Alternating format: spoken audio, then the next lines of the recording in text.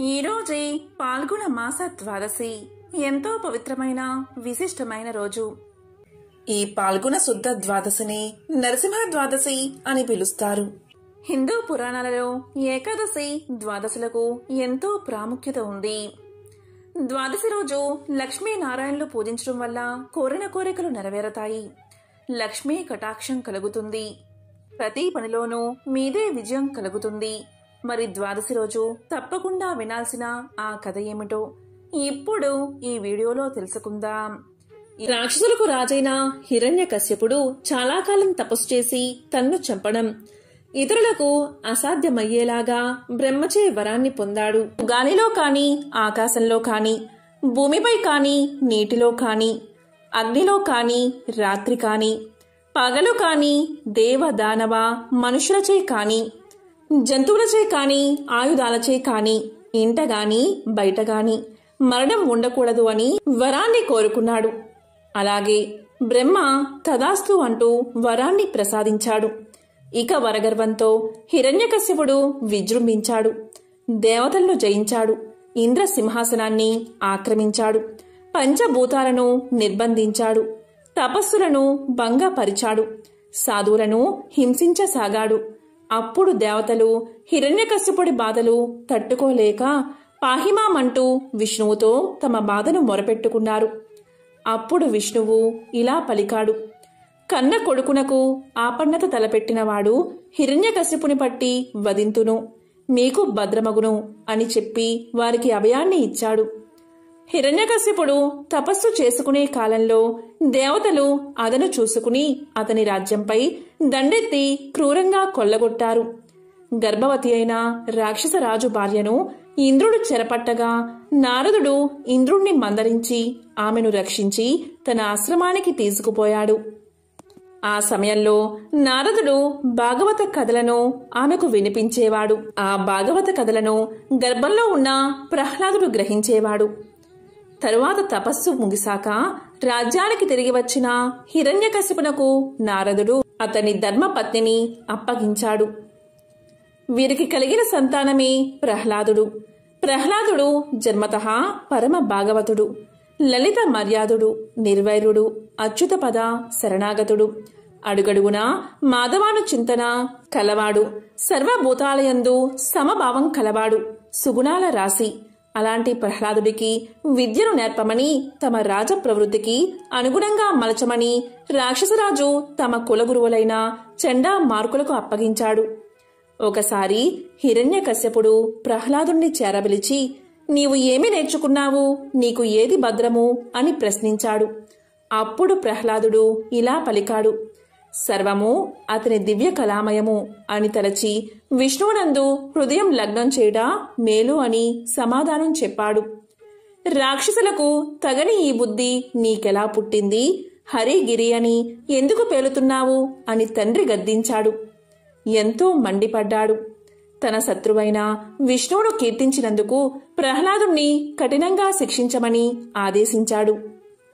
కాని శూలాలతో పొడిచినా, ఏనుగులతో తొక్కించినా, మంటల్లో కాల్చినా, కొండలపై నుండి తోయించిన ప్రహ్లాదుడికి బాధ కలగలేదు.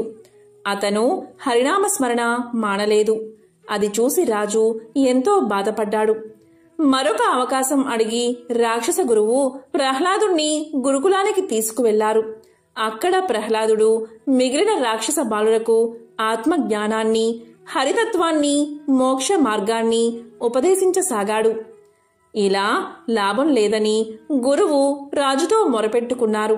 కోపంతో హిరణ్యకశ్యపుడు ప్రహ్లాదుణ్ణి పిలిపించి, నేనంటే సకల భూతాలు భయపడతాయి.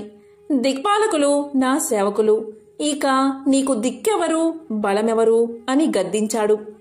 అప్పుడు ప్రహ్లాదుడు ఇలా సమాధానం చెప్పాడు: అందరికీ ఎవరు బలమో, అందరికీ ఎవరు దిక్కో ఆ విభుడే నాకు దిక్కు అన్నాడు. అప్పుడు హిరణ్యకశ్యపుడు మళ్లీ కోపంతో, ఈ అంతటా హరి అంటున్నావు కదా, ఈ స్తంభంలో నీ హరిగిరి ఉన్నాడా అని ప్రశ్నించాడు. అప్పుడు ప్రహ్లాదుడు బ్రహ్మ నుండి గడ్డి పోచ వరకు అన్నిటిలో విశ్వాత్ముడై ఉండేవాడు. ఈ స్తంభంలో ఎందుకు ఉండడు? స్తంభంలో తప్పకుండా ఉంటాడు, ఏ సందేహమూ లేదు. అని సమాధానం చెప్పాడు పరమ భాగవతుడైన ప్రహ్లాదుడు. అప్పుడు హిరణ్యకశ్యపుడు, సరే చూద్దాం, ఈ స్తంభంలో విష్ణువును చూపకపోతే నీ తల తీయించేస్తాను, అప్పుడు హరి వచ్చి అడ్డుపడతాడో లేదో అని చేతితో స్తంభంపై చరిచాడు. వెంటనే బ్రహ్మాండ కటాహం బద్దలయ్యే చటచటా పటపటా రావాలు ధ్వనించాయి. 10 దిక్కులా నిప్పులు చెరిగాయి. అప్పుడు నరసింహదేవుడు స్తంభం నుండి ఆవిర్భవించాడు. ఇది నరమూర్తే కాదు, కేవల హరిమూర్తియు కాదు. అప్పుడు నరసింహదేవుడు భీకరంగా హిరణ్యకశ్యపుణ్ణి ఒడిసిపెట్టి తన ఒడిలో వేసుకుని వజ్రాల వంటి తన గోళ్లతో చీల్చి చెండాడాడు. ఇలా శ్రీహరి మనిషి జంతువు కాక నారసింహుని రూపంలో పగలు రాత్రి కాని సంధ్యాకాలంలో ప్రాణం ఉన్నవి లేనివి అని చెప్పలేని గోళ్లతో ఇంటా బయటా కాక గుమ్మంలో, భూమిపైన ఆకాశంలో కాక తన తొడపైన హిరణ్యకశ్యపుణ్ణి సంహరించాడు. బ్రహ్మవరము వ్యర్థం కాలేదు. ప్రహ్లాదుని మాట పొల్లు పోలేదు. ఉత్తర దేశంలో వేద శాస్త్రాలను అభ్యసించిన దేవదత్తుడు అనే ఒక బ్రాహ్మణుడు ఉండేవాడు. అతనికి సంతానం లేదు. అందుకు ఆ బ్రాహ్మణుడు సంతానం గురించి త్రిలోక్య పావనుడైన విష్ణుమూర్తి గురించి ఘోర తపస్సు చేయడానికి ఒక మహా అరణ్యానికి వెళ్లి ఒక గుంట వద్ద కూర్చుని ఘోర తపస్సు చేయడం ప్రారంభించాడు. బ్రాహ్మణుడి తపస్సుకు మెచ్చిన శ్రీమన్నారాయణుడు ప్రత్యక్షమయ్యాడు. ఇలా అడిగాడు, ఓ బ్రాహ్మణుడా, ఎందుకు నీవు ఇంత ఘోరమైన తపస్సు చేస్తున్నావు అని అడగగా బ్రాహ్మణుడు ఇలా సమాధానం చెప్పాడు. ఆ శ్రీమన్నారాయణుడికి ప్రదక్షిణ నమస్కారాలు చేసి, ఓ మహావిష్ణు, నీ పాదాలను దర్శించడం వల్ల నా జన్మ సఫలమైనది, నేను కృతజ్ఞుణ్ణి అయ్యాను అని అనేక విధాలుగా స్వామిని స్తోత్రం చేశాడు. ఆ బ్రాహ్మణుడు చేసిన స్తోత్రానికి మహావిష్ణువు ఎంతగానో మెచ్చుకుని, ఓ బ్రాహ్మణోత్తమా, నీకు ఏం వరం కావాలో కోరుకో అని అడిగాడు. దానికి దేవదత్తుడు ఇలా సమాధానం చెప్పాడు. ఓ వాసుదేవా, పుత్రులు లేని వారికి గతి లేదు అని ధర్మశాస్త్రాలు చెబుతున్నాయి కదా, కాబట్టి నాకు పుత్రుడు కలిగేటట్లుగా అనుగ్రహించు తండ్రి అని ప్రార్థించాడు. దానికి శ్రీ మహావిష్ణువు ఇలా పలికాడు, ఆయువు లేని కుమారుడినైనా లేదా విధవ అయినా కుమార్తెనైనా ప్రసాదిస్తాను. ఆ ఇద్దరిలో నీకు ఎవరు ఇష్టమో చెప్పు అని అడిగాడు. దానికి దేవదత్తుడు, స్వామి, నేను ఇంటికి వెళ్లి నా భార్యను అడిగి తెలుసుకుని వచ్చి చెప్తాను అని స్వామికి చెప్పి దేవదత్తుడు ఇంటికి వెళ్లి భార్యను అడుగుతాడు. భార్య ఎంతగానో ఆలోచించి ఇలా సమాధానం చెప్తుంది. విధవ అయినా కూతురు కలిగేటట్లుగా వరం కోరుకోండి అని భర్తకు సలహా ఇస్తుంది.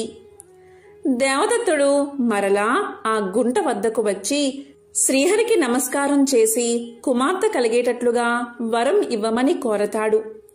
అప్పుడు శ్రీహరి, అలాగే, నీకు కూతురు కలుగుతుంది అని ఆశీర్వదించి అంతర్ధానమవుతాడు. తరువాత దేవదత్తుడు ఇంటికి వెళ్లి సుఖంగా కాలాన్ని కొనసాగిస్తున్నాడు. కొద్ది రోజులకు దేవదత్తుని భార్య గర్భవతి అవుతుంది. 10వ నెలలో ఒక కుమార్తెకు జన్మను ఇస్తుంది. ఆ బాలిక రోజురోజు వృద్ధి చెందుతూ ఉంటుంది. వివాహకాలం వచ్చిన తర్వాత ఆమె తండ్రి అయిన దేవదత్తుడు ఒక బ్రాహ్మణుడికి ఆమెను ఇచ్చి వివాహం జరిపిస్తాడు. ఇలా పెళ్లి జరిగిన 2-3 నెలలకే ఆమె భర్త చనిపోతాడు. తరువాత కొద్ది రోజులకే ఆమె తల్లిదండ్రులు కూడా చనిపోతారు. తరువాత విధవ అయిన ఆమె తన తండ్రి ఇంటిలోనే ఉంటూ ధర్మం చేయకుండా ఇంటికి వచ్చే భిక్షకులకు నాస్తి నారాయణ, నాస్తి నారాయణ అని చెబుతూ భిక్షం పెట్టకుండా కఠినరాలై ఉండేది.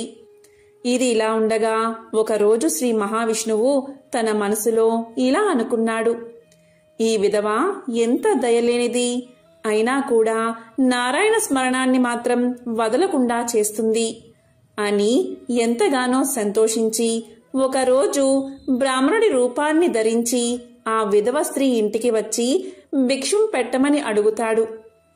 దానికి ఆ నిర్దయురాలు నాస్తి నారాయణ అని చెప్తుంది.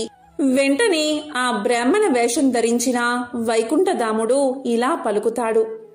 అమ్మా, ప్రాతకాలముందు అతిథి వచ్చిన వేళలో అవమానించవచ్చా అని అంటాడు. దానికి ఆ విధవ కోపంతో బ్రాహ్మణ వేషం వేసుకుని వచ్చిన జగత్ రక్షకుని భిక్ష పాత్రలో తాను ఇల్లు అలుకుతున్న పాత గుడ్డను విసిరేసింది. వెంటనే ఆ బ్రాహ్మణుడు అవతలకు పోయి తను భిక్ష ఎత్తుకునే పాత్రలోకి చూడగా ఆ గుడ్డలో ఒక చిన్న కంది గింజ ఉంది. వెంటనే శ్రీమన్నారాయణుడు ఆ కంది గింజను నెలలో పాతిపెట్టి వైకుంఠానికి వెళ్లిపోయాడు. తరువాత కొద్ది రోజులకు ఆ కందిగింజ పెద్ద చెట్టుగా ఆకులు, పువ్వులు, కాయలతో నిండి ఉంది. ఇలా జరుగుతూ ఉండగా కొన్ని రోజులకు విధవ చనిపోయి పురుగు జన్మ ఎత్తి ఆ కంది చెట్టుపై ఆకులను తింటూ ఉండేది. తరువాత కొద్ది రోజులకు జగన్నాథుడు అయిన శ్రీమన్నారాయణుడు మహాలక్ష్మితో కలిసి పురుగు ఉన్న స్థలానికి వచ్చి, ఓ కీటకమా, బాగున్నావా అని అడిగిన వెంటనే కీటకం ఇలా సమాధానం చెప్తుంది. జగదీశ్వరా, నీకు తెలియని విషయం ఏముంటుంది? ఇలా ఈ ఆకులను తింటూ ఈ చెట్టుపైనే బతుకుతున్నాను అని పలుకుతుంది. అప్పుడు లక్ష్మీదేవి భర్త అయిన మహావిష్ణువును చూసి, ఓ ప్రాణనాథ, ఈమెకు ఈ పురుగు జన్మ రావడానికి కారణం ఏమిటి అని అడగగా నారాయణమూర్తి ఇలా చెప్పడం ప్రారంభించాడు. ఆ పురుగు విధవ స్త్రీగా ఉన్నది. మొదలు దానికి పురుగు జన్మ కలిగే వరకు జరిగిన కథనంతా శ్రీ మహాలక్ష్మికి వివరంగా తెలియచేశాడు. అప్పుడు మహాలక్ష్మీదేవి ఎంతగానో బాధపడి, నారాయణ, ఈ పురుగుకు విముక్తి ఎప్పుడు లభిస్తుంది అని అడగగా విష్ణుమూర్తి ఇలా సమాధానం చెప్తాడు.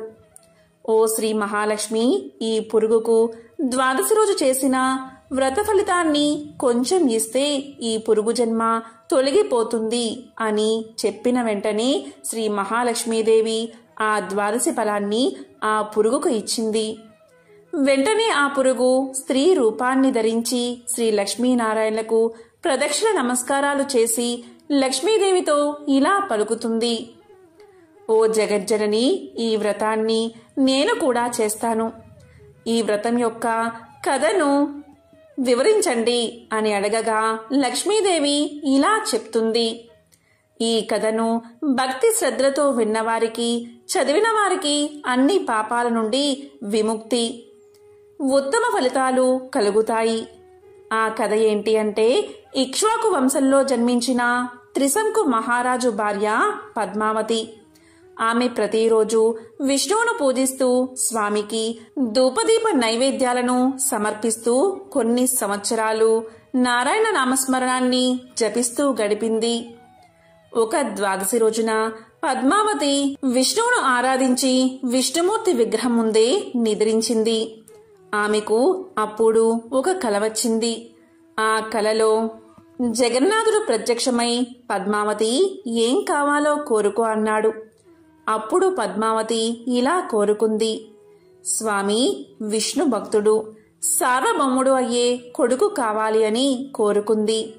అప్పుడు విష్ణువు ఆమెకు ఒక పండును ఇచ్చి తినమని చెప్పి అంతర్ధానమయ్యాడు. పద్మావతి తన కల గురించి భర్తకు తెలిపింది. అప్పుడు త్రిశంకుడు, మంచి కలనే కన్నావు అని ఎంతగానో ఆనందించాడు. అంతలోనే వారు తమ ఎదుట ఒక పండు ఉండడం గమనించి ఎంతగానో ఆశ్చర్యపోయారు. తరువాత ఆనందంగా ఆ దంపతులు విష్ణువును ప్రార్థించారు. తరువాత పద్మావతి ఆ పండును తింది. కొంతకాలానికి ఆమె గర్భవతి అయ్యింది. తరువాత చక్కని కుమారుణ్ణి కన్నది.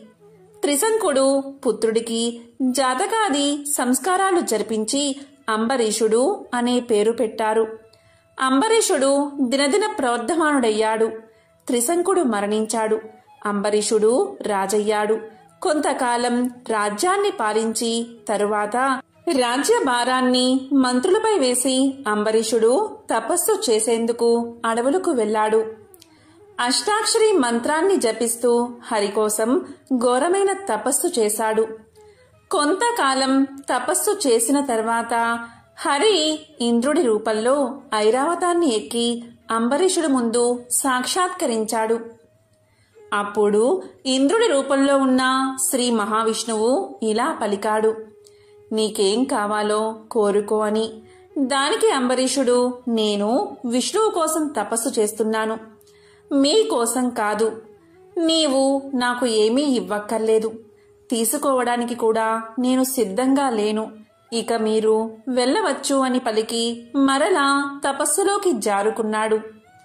అంబరీషుడి మాటలకు శ్రీహరి ఎంతగానో సంతోషించి నిజ రూపాన్ని ధరించి అంబరీషుడికి కనిపించాడు. అప్పుడు అంబరీషుడు ఆనందంగా స్వామిని స్తుతించాడు. దానికి విష్ణువు సంతోషించి, భక్తా, నీకేం కావాలో అడుగు, నీవు అడిగింది నేను ఇస్తాను అన్నాడు. దానికి అంబరీషుడు, దేవా, నీవు దేవదేవుడైన ఈశ్వరుడి అనుగ్రహం పొందినట్లుగానే నేను నీ అనుగ్రహాన్ని పొందాలి.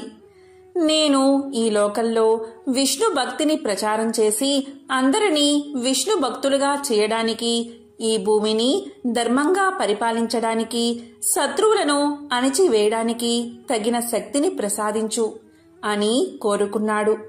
అప్పుడు విష్ణువు, అంబరీషా, ఇంతకుముందు నాకు శివుడు ఇచ్చిన సుదర్శనాన్ని నీకు ఇస్తున్నాను. అది ఎల్లప్పుడూ నీ వద్దే ఉంటుంది, నిన్ను రక్షిస్తూ ఉంటుంది అని ఆశీర్వదించి అంతర్ధానమయ్యాడు. అప్పుడు అంబరీషుడు అయోధ్య నగరానికి వెళ్లి ప్రజలను కన్న బిడ్డల వలె చూస్తూ రాజ్యాన్ని పాలిస్తున్నాడు. 100 అశ్వమేధ యాగాలు, 100 వాజపేయి యాగాలను చేశాడు. అతని పాలనలో రాజ్యంలోని ప్రజలందరూ సుఖంగా జీవిస్తున్నారు. అందరూ విష్ణు భక్తులు అయ్యారు. ప్రతి ఇంట్లో హరినామం వినిపిస్తూ ఉంది. సకాలంలో వర్షాలు పడి భూములు పండి పంటల్ని ఇస్తున్నాయి. రాజ్యమంతా సస్యశ్యామలమై ధన కనక రత్న రాసులతో కలకలలాడింది. అంబరీషుడికి ఒక కుమార్తె ఉంది. ఆమె ఎంతో అందగత్తె. ఒకరోజు అంబరీషుడి దగ్గరకు మునులైన నారదుడు, పర్వతుడు వచ్చారు. వారు అంబరీషుడి కుమార్తెను చూసి మోహించారు. వారు విడివిడిగా అంబరీషుడి దగ్గరకు వచ్చి అతని కుమార్తెను ఇచ్చి వివాహం చెయ్యమని అడిగారు. దీంతో అంబరీషుడు ఆలోచనలో పడ్డాడు. ఇలా అనుకున్నాడు, ఇద్దరూ శక్తివంతులే, ఎవరి మాట కాదన్నా మరొకరికి కోపం వస్తుంది అని అనుకుని తరువాత ఇద్దరినీ పిలిచి ఇలా పలికాడు, మహానుభావులారా, నా పుత్రిక ఎవరిని ఇష్టపడితే వారికే ఇచ్చి వివాహం చేస్తాను అన్నాడు. అప్పుడు ఆ మునులు ఇలా పలికారు, రాజా, రేపు నీ పుత్రిక స్వయంవరానికి వస్తాము అని చెప్పి అక్కడి నుండి వెళ్ళిపోయారు. అయోధ్య నుంచి వైకుంఠానికి వెళ్లి మహావిష్ణువును కలిశాడు నారదుడు. నారదుడు విష్ణువుతో ఇలా పలికాడు, దేవా, నీవు నా కోసం ఒక పనిని రహస్యంగా చెయ్యాలి అన్నాడు. దానికి శ్రీహరి, నారదా, చెప్పు అన్నాడు. అప్పుడు నారదుడు విష్ణువుతో, దేవా, నేను నీ భక్తుడైన అంబరీషుడి కుమార్తెను వివాహం చేసుకోవాలి. కాని నాకు పోటీగా పర్వతముని వచ్చారు కనుక రేపు జరిగే స్వయంవరంలో అంబరీషు పుత్రికకు పర్వతుడు కోతిగా కనిపించాలి అన్నాడు. దానికి శ్రీహరి చిరునవ్వు నవ్వి సరే అన్నాడు. నారదుడు వెళ్ళగానే పర్వతముని వైకుంఠానికి చేరుకున్నాడు. విష్ణువును దర్శించి, దేవా, నేను అంబరీషుడి కుమార్తెను వివాహం చేసుకోవాలి అనుకుంటున్నాను. అంబరీషుడు ఆమె ఎవరిని కోరుకుంటే వారితోనే వివాహం చేస్తాను అన్నాడు. రేపు ఆమెకు స్వయంవరం. ఆ స్వయంవరానికి నారదుడు వస్తే అతడు అంబరీషుడి పుత్రికకు వికృతంగా కనిపించాలి అని అన్నాడు. దానికి శ్రీహరి చిరునవ్వు నవ్వి సరే అన్నాడు. అంబరీషుడు తన పుత్రిక అయిన శ్రీమతికి స్వయంవరాన్ని ఏర్పాటు చేశాడు. దానికి నారదుడు, పర్వతుడు వచ్చారు. అంబరీషుడు తన కుమార్తె అయిన శ్రీమతికి నారదుడు పర్వతముళ్ల కోరికలను తెలిపి వారిలో నీకిష్టమైన వారిని వరించు అని చెప్పాడు. తరువాత శ్రీమతిని అంబరీషుడు స్వయంవర సభకు తీసుకుని వచ్చాడు. శ్రీమతి ఒక వరమాలను ధరించి వచ్చిన వారిని చూస్తూ వెళ్ళింది. తరువాత ఆమె తండ్రితో ఇలా పలికింది, తండ్రి, నాకిక్కడ మునులు కనిపించడం లేదు. ఒకరు వానర ముఖం, మరొకరు కొండంగి ముఖం కలిగి ఉన్నారు. వారి మధ్యలో సుందరమైన యువకుడు నాకు కనిపిస్తున్నాడు. అతడు తన కుడి చేతిని ఊపుతూ నన్ను రమ్మంటున్నాడు. నేను అతగాడినే వరిస్తాను అని వరమాలను తీసుకువెళ్లి ఆ సుందరాంగుడి మెడలో వేసింది. సుందరుడైన ఆ హరి శ్రీమతిని తీసుకుని తన లోకానికి వెళ్ళిపోయాడు. అప్పుడు నారదుడు, పర్వతుడు, విష్ణువు తమని మాయ చేశాడు అని అనుకుంటూ వైకుంఠానికి వచ్చారు. వారి రాకను గమనించిన విష్ణు శ్రీమతిని రహస్య ప్రదేశంలో దాక్కోమని చెప్పాడు. ఆమె అలాగే దాక్కుంది. నారదుడు విష్ణు వద్దకు వచ్చి నమస్కారం చేసి ఇలా అన్నాడు, స్వామి, మీరు నన్ను మోసం చేశారు. నేను పర్వతుడి ముఖాన్ని కోతి ముఖం చెయ్యమని అడిగితే నీవు నా ముఖాన్ని కూడా మార్చేశావు అన్నాడు. దానికి విష్ణువు, దీంట్లో నా తప్పేమీ లేదు. నీవు అడిగినట్లే పర్వతుడు కూడా వచ్చి నీ ముఖాన్ని మార్చమన్నాడు.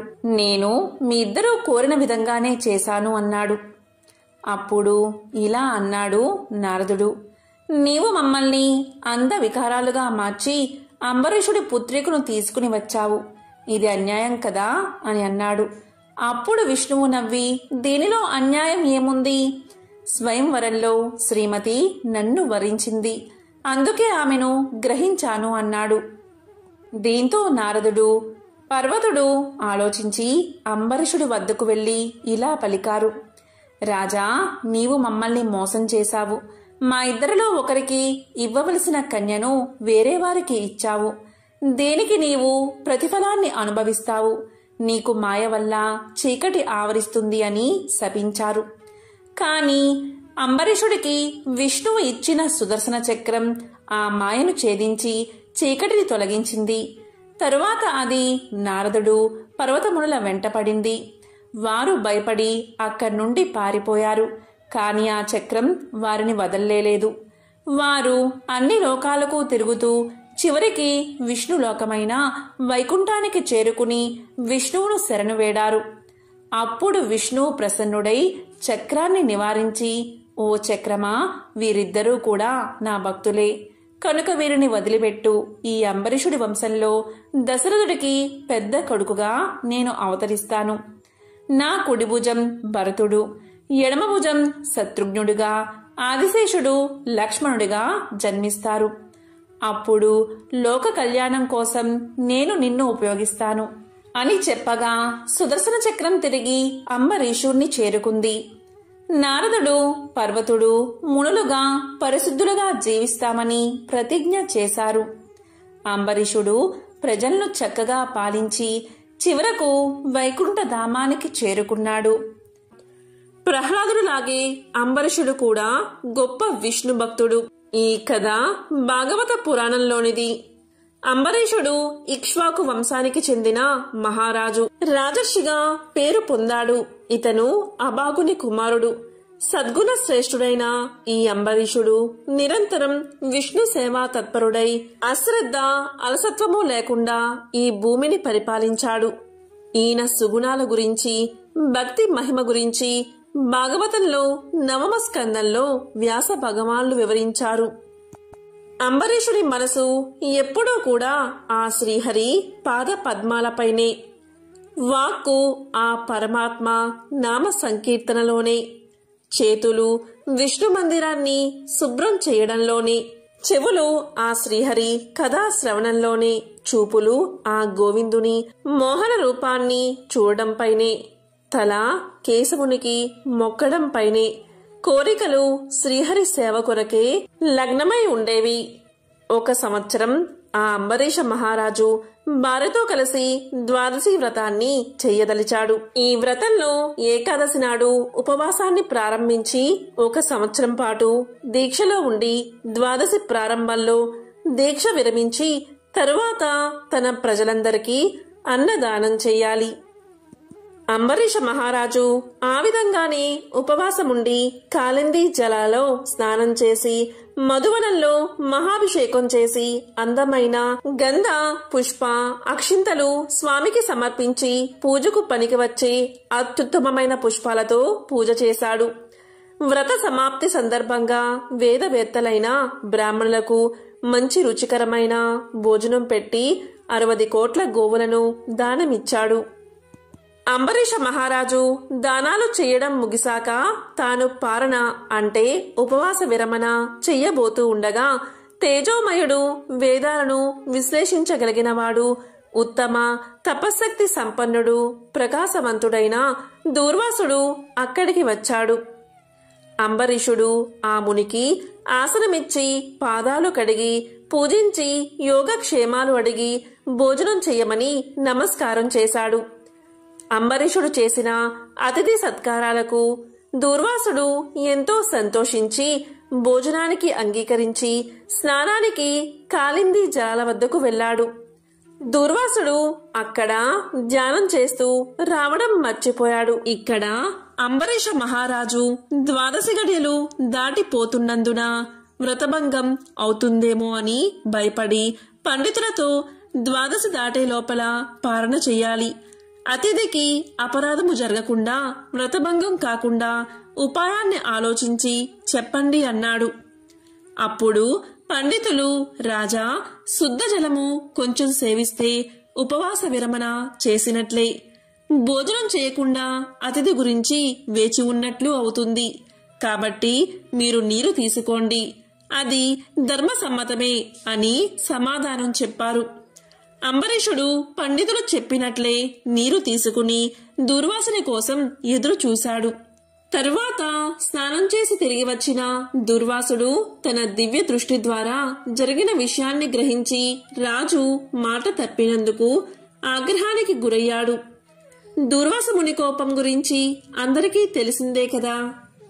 అంబరీషుడు నీటిని తాగిన మరుక్షణమే దూర్వాసుడు స్నాన జపాదులు పూర్తి చేసుకుని అక్కడకు వచ్చాడు. వచ్చిన వెంటనే ఆ ముని మహారౌద్రాకారంతో కళ్ళ వెంట నిప్పులు కక్కుతూ, ఓరి మదాంత, నన్ను భోజనానికి రమ్మని నేను రాకుండానే నువ్వు ఎలా భోంచేశావు? ఎంత దుర్మార్గము, ఎంత నిర్లక్ష్యము, ఎంతటి ధర్మ పరిత్యాగివి!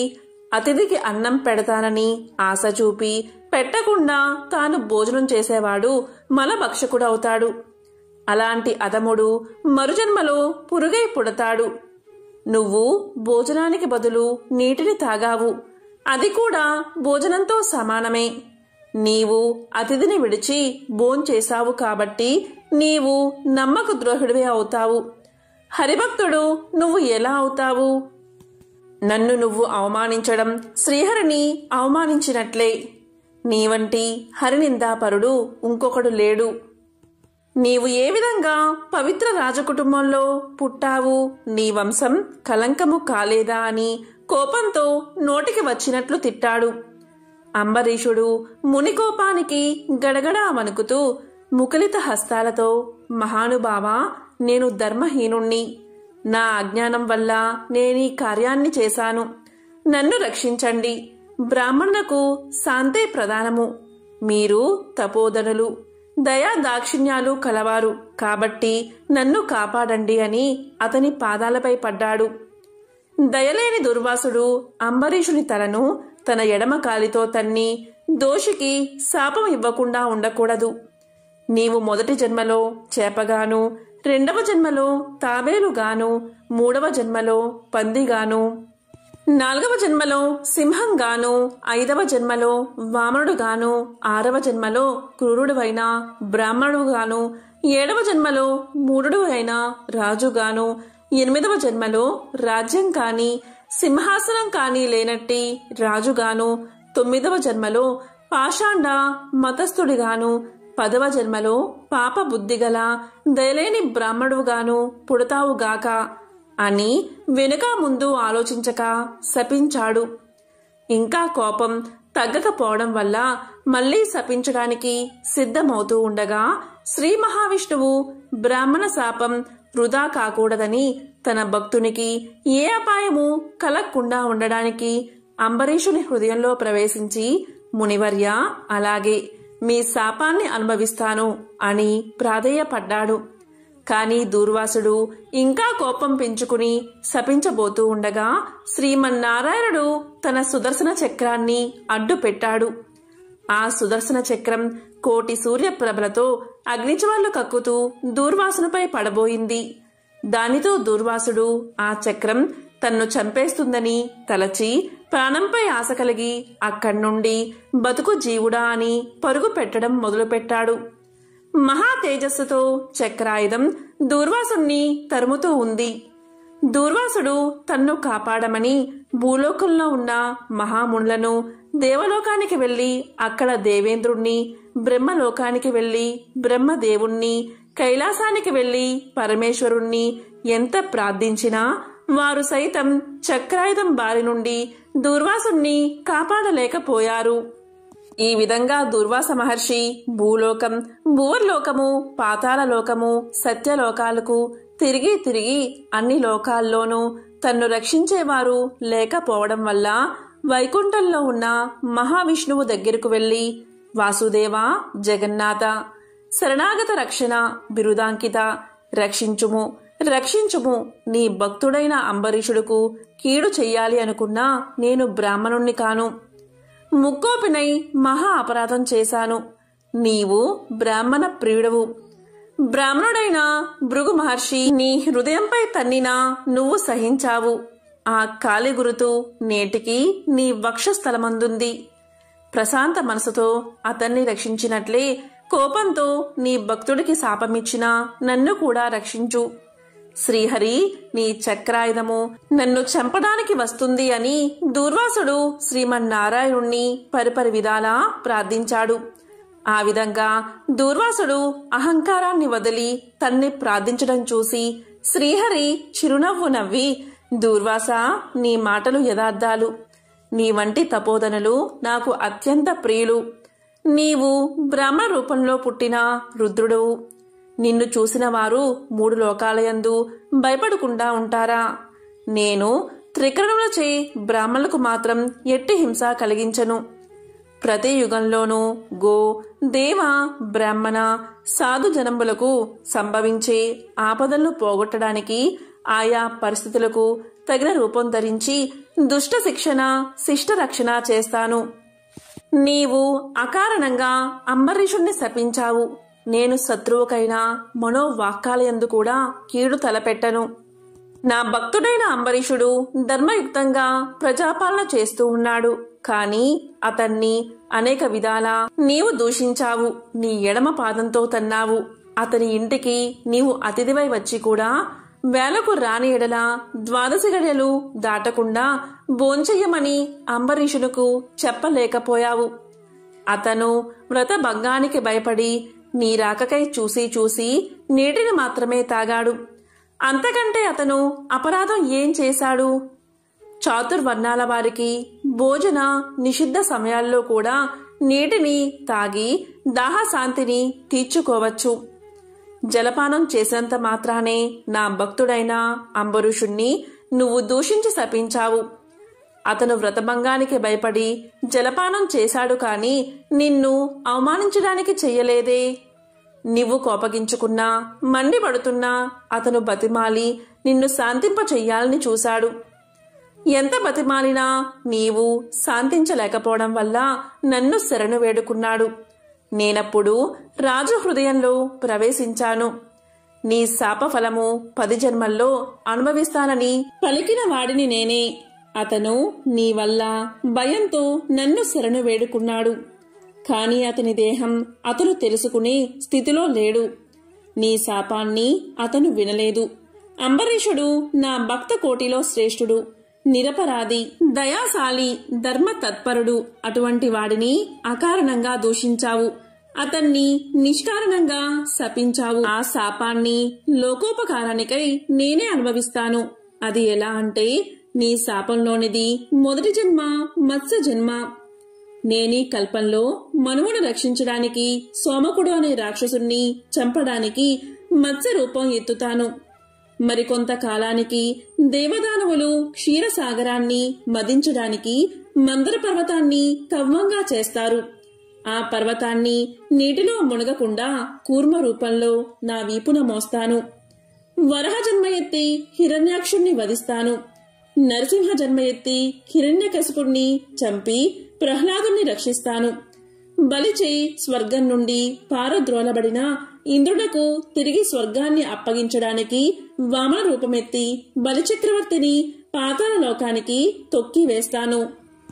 భూభారం తగ్గించడానికి క్షత్రియులను చంప బ్రాహ్మణ్ణై జన్మించి భూభారాన్ని తగ్గిస్తాను.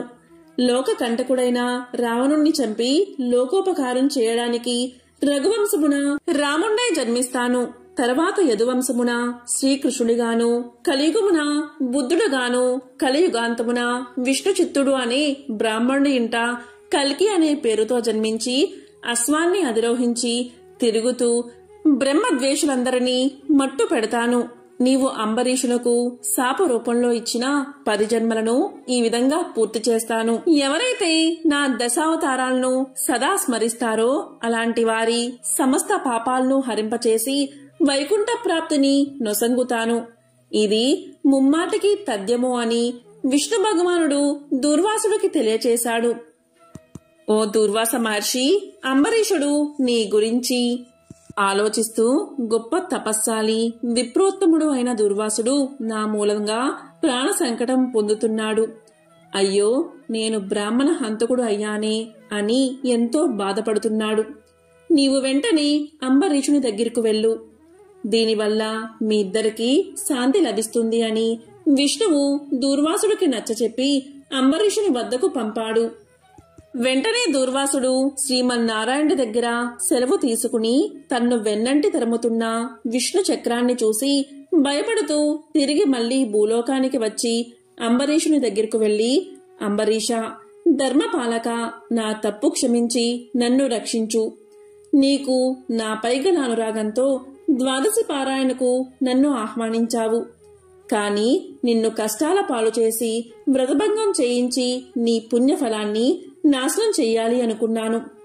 అందువల్లే నా దుర్బుద్ధి నన్నే వెంటాడి నా ప్రాణాలు తీయడానికే సిద్ధమైంది.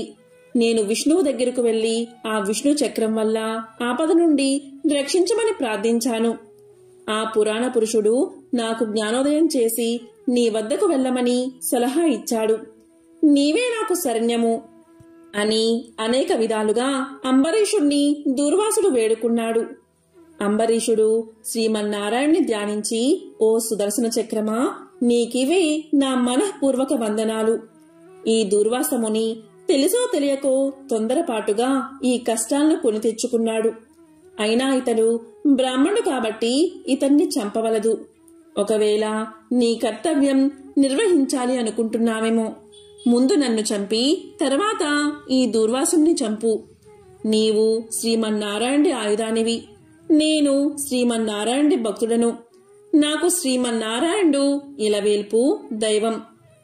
కాబట్టి దయచేసి ఈ ముని పుంగవుడికి ఏ అపాయము కలగకుండా రక్షించు అని ప్రార్థించాడు అంబరీషుడు సుదర్శన చక్రాన్ని.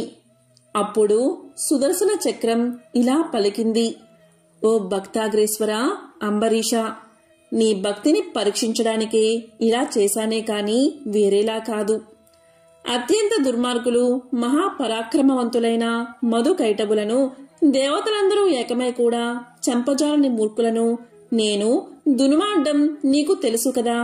ఈ లోకంలో దుష్ట శిక్షణ శిష్ట రక్షణకై శ్రీహరి నన్ను ఉపయోగించి ముల్లోకాలలోనూ ధర్మాన్ని స్థాపిస్తూ ఉంటాడు. ఇది అందరికీ తెలిసిన విషయమే.